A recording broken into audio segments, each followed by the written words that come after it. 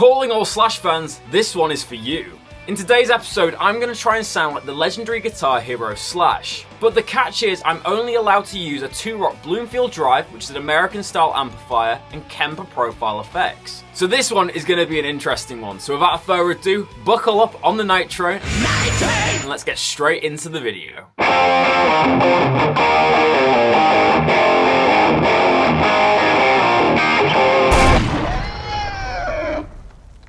Hey guys, welcome back to Squealing Pig Guitars, the home of luxury drum machines here in Nottingham, England. My name is Keightley, and today is going to be a very fun video for the Slash fans. Next month, I'm going to be seeing Guns N' Roses live at Villa Park here in the UK, and I can't wait to see them. However, this is not the first time I'm seeing Slash. I've actually seen him twice before. I saw him last year in Newcastle at the O2 Academy, which was a very intimate gig, and the Magnetone stacks sounded incredible in that small environment. And then a time before was at Download Festival in 2015. I was 13 years old, and that was the first time I'd seen Slash. And again, the tone was incredible, but really you can't be like an enclosed environment when listening to a band. I'm very intrigued to see how they'll sound at Villa Park. I've never seen Guns N' Roses live, so this will be a first for me. But to make a video out of this excitement of seeing my guitar hero again, I thought I'd do a video where I tried to sound like Slash. However, the catch is that my main amplifier now is the 2-rock Bloomfield Drive, which is a 6L6 power tubed amp. It's a 112, and really it's not the type of sound that Slash typically goes for. However, I want to prove in this video that it's not necessarily always about the gear. It's the way you set it up, your knowledge of setting it up, and the way you play, which will dictate the sound of your overall guitar tone. So first we need to pick out a guitar, and that's probably going to be the most important choice of this episode. So without further ado, let's go to Vlogging Ben and go to the shop. So now we're going to head over to the Squealing Pig Guitars shop and get a Les Paul that will fit the Slash tone. So without further ado, let's get to the shop. So I'm now here at the glorious Squealing Pig Guitars shop in the Gibson room, of course, because we're picking out a guitar for Slash today. And basically the aim of today's video is to make a rig that sounds like Slash, but using obviously my rig, so the 2-rock Bloomfield Drive and the Kemper effects. It's definitely not an easy task, because this amplifier has a lot more of an American kind of personality as opposed to like a Marshall quality. I'm a big believer that you can get many different tones out of your existing rig, and this is what this series is proving, that you don't need loads of amplifiers and loads of effects. It's just about learning how to use them and knowing what to listen for with certain tones. So I know with Slash, his tone is very bright, there's a lot of mid-range, there's not a lot of bass. It's a fairly low gain signal in comparison to like metal tones, and he typically doesn't use a lot of effects. So it shouldn't be too hard to achieve that with the right guitar. So that being said, let's have a look at the wall of Paul and see what we can find. So some of you guys will have visited here at Squealing Pig Guitars HQ, but you can see on this wall we have a lot of VOS guitars, so a lot of gold tops, Les Paul 59 reissues, and I think today what I'm kind of going to be looking for is probably a 59, as we don't carry too many 58s here. Obviously Slash is more famous for using 58s now, especially with his latest releases from the custom shop, but I don't think we have any Slash guitars in today. Also, I'd prefer to pick a guitar that isn't Slash signature, just to show you that you can get kind of Slash tone from any Les Paul for that matter.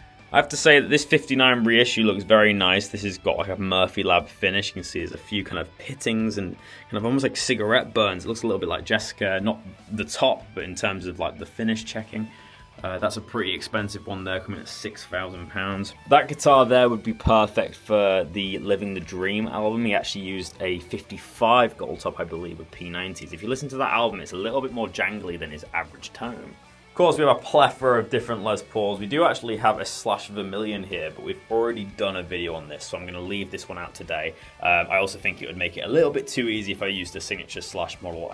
So I think my decision is going to lie on this wall. I'm really liking this faded 59 kind of tobacco burst guitar. It really reminds me of the November burst. That's coming in at a more respectable £4,599.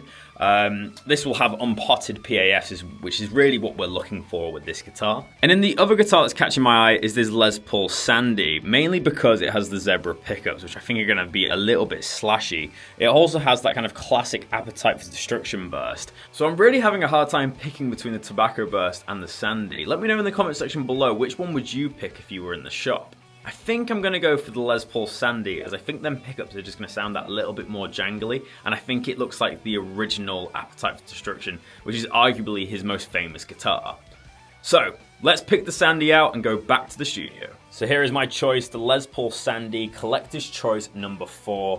It just has that kind of appetite for destruction look. If you took off the pick guard and reversed this zebra pickup, I think you'd basically have an appetite for destruction. So let's take this back to the studio and see if it can sound like Slash. So now that we're back in the studio, let me show you this awesome Collector's Choice Sandy. So this is a replication of Tom Whitrock's Burst, which is a 59 Les Paul with a nice faded lemon burst. And we also have the zebra pickups in this one, which looks a little bit Appetite for Destruction-esque. Of course, this guitar has no affiliation with Slash, and we did have the Vermilion Burst in, but I thought it would be a bit too easy if I used a signature guitar. So I want to show you that a Les Paul with unpotted PAF pickups can pretty much always get that Slash tone, in my opinion, if you have a high gain amplifier. I'm not going to go over the specs of this guitar in today's video, as I've already done a full length demo of this Sandy model, so make sure to hit the link down below if you want to see a full video of this Collector's Choice 04A. It's one of the best Collector's Choice guitars I've ever played, as you can see by the title, so make sure to check it out if you're interested in this guitar. So the rig today is going to be very simple. We're going to be doing Les Paul. I've got 10 gauge strings on this one, they're brand new strings. I'm then going to go into my Kemper profile for the effects. I'm going to be using a tube screamer, a compressor, and then I'm going to be using my 2-rock Bloomfield drive, which is a 6L6 power tubed amp with 112 speaker. I'm then going to be capturing the audio with a condenser microphone, the Audio Technica condenser. Okay, so I've got everything set up ready to go, and so far there's no effects pedals, and I've just turned on the 2-rock Bloomfield drive, and I've got everything at noon. I've got no reverb on, but we're on the lead gain channel, and this is what the organic tone of the guitar is.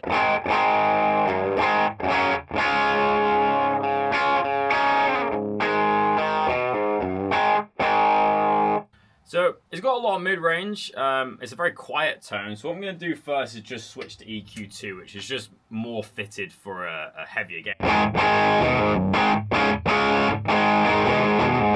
And for me, that's just opening up that little bit more. I'm going to push the master a little bit more, just to get a little bit more tube distortion. And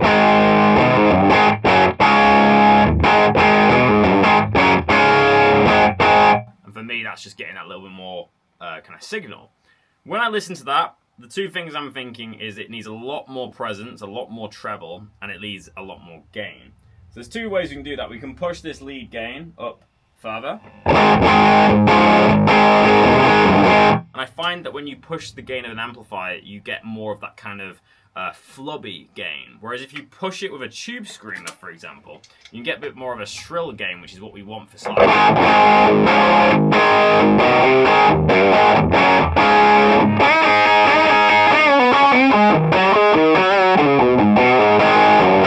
But still, it's still not got enough presence. So I'm going to push that presence control right up. I'm going to boost some of the treble frequencies, and I'm going to take some of the bass out. And this might be too trebly, but let's see what we're sounding like.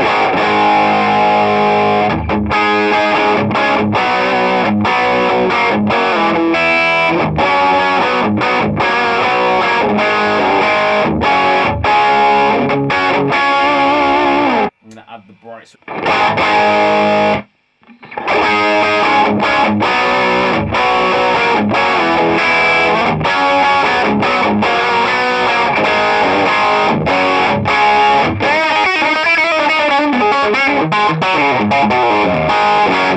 I'm going to add the reverb pedal on now, the flammer effects. I'm just going to add a slight kind of echo.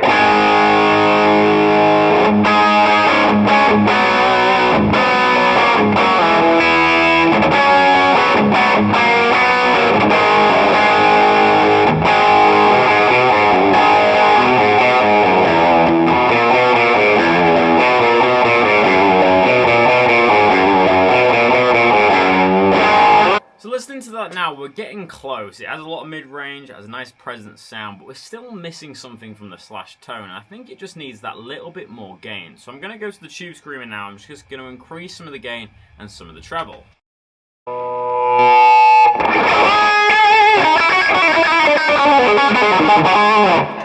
So what I've done now is increased the gain on the tube screamer, but also added in the middle switch thanks to the Bloomfield drive. And I think we're getting a lot closer to that Slash tone.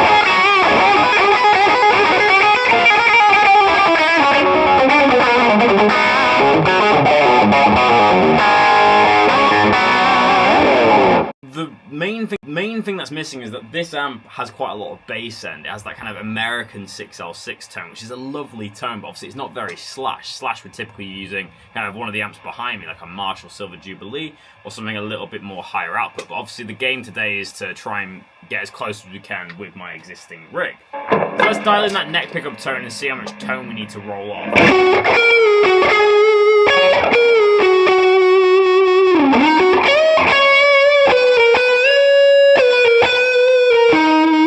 So I've rolled down the tone to 7 and brought the volume down to 8.5. Let's see what that sounds like.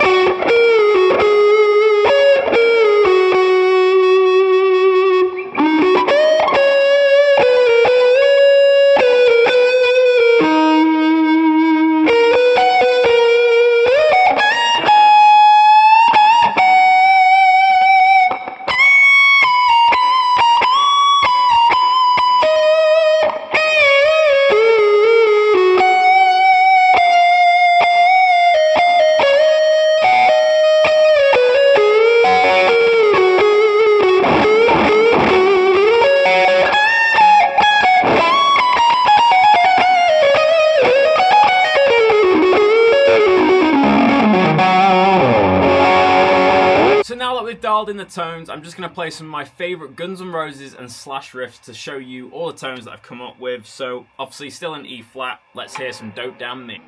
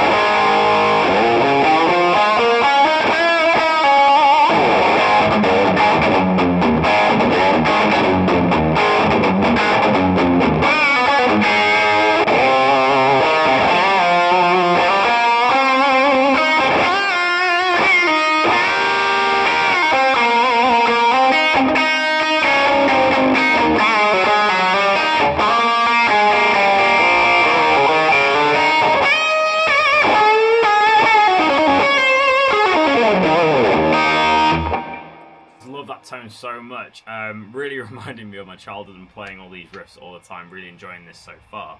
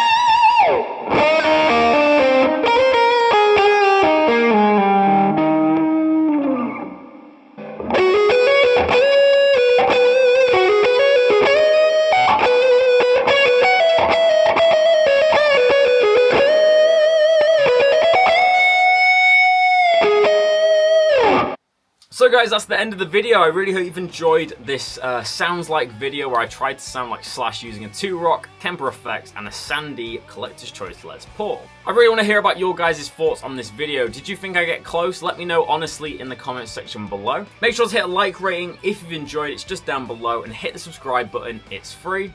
You also get to join a community of guitar players sharing their love of guitar, and we'd be happy to have you.